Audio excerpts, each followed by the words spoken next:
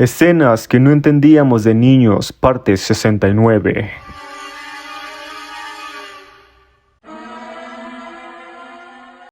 Pollito, ¿qué te parece si aprovechamos que papá y mamá no están mirando para...? ¡Ay, maldita vaca! Como pueden ver, hoy vamos a hablar de este chiste largo y absurdo al que en América Latina conocen como la vaca y el pollito.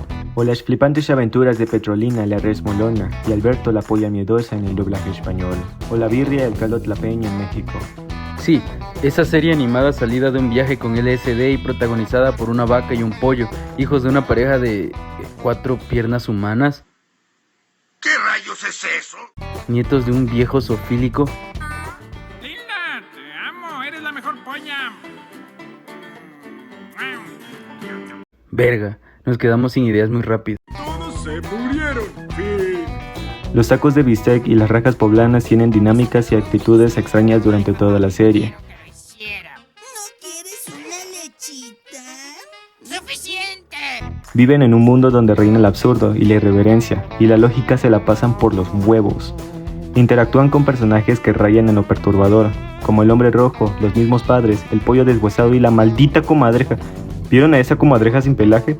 Esa mierda haría cagarse encima a Lovecraft. Lo peor de todo es la comida favorita de la carne asada y la pechuga cordon bleu, trasero de cerdo y patatas.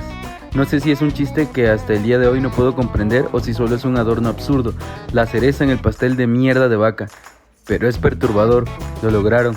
Me traumaron de por vida. Sin embargo, podemos decir que una vez que superas el miedo, el asco, los traumas, la perturbación, la aversión, el repudio, el shock, las náuseas, el desagrado, los chistes pésimos, la atmósfera extraña, pues la serie sigue siendo una mierda, no la vean.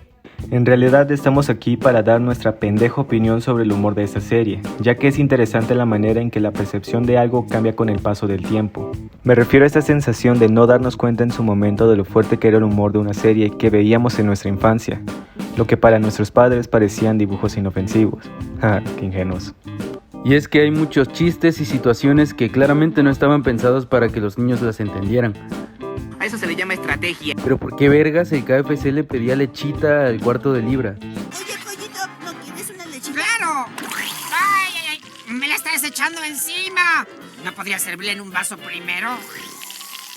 Si te animas a verla y los chistes de doble sentido, las situaciones cuestionables, los protagonistas y su familia extraña y el antagonista diabólico no son suficientes para hacerte sentir incómodo, ahora piensa en los otros personajes que no tuvieron el mismo protagonismo, pero igual son bastante raros. Como el sargento Brazos de Salchicha, que invitaba a los niños a ir solos, semidesnudos, con accesorios específicos y bastante sospechoso a una cueva tenebrosa en medio de la nada para recitar unas palabras con juego de palabras sobre comer salchichas y adiestrarlos.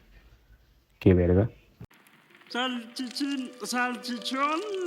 llegó la hora de darnos todos un comelón. ¿Quién, por favor, quiere pensar en los niños? O el primo deshuesado, que no sé si será un juego de palabras por aquello del sin hueso, ¿entienden? Y como último ejemplo, ¿recuerdan el episodio en el que después de lamerle el escroto, la barbilla al pollito, la vaca estornuda y su lengua cobra vida? La maldita lengua psicópata me sigue causando pesadillas hasta el día de hoy. Creo que ya quedó claro que La Barbacoa y El Mole no era una serie infantil, pero esa es la que la hace una de las mejores producciones de Cartoon Network, que sin tomarse nada en serio y teniendo el único propósito de ser irreverente y absurda, logró trascender en el tiempo y a través de las generaciones para entretener a públicos de todas las edades. Mientras mamá no le ponga atención, claro está.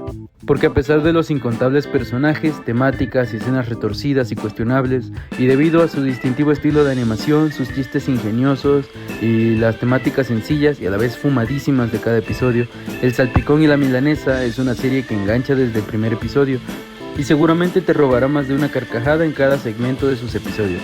Aún así, no la vean. ¡Que no la veas, cabrón! ¡Ya vi tus intenciones! Mejor ponte a ver porno.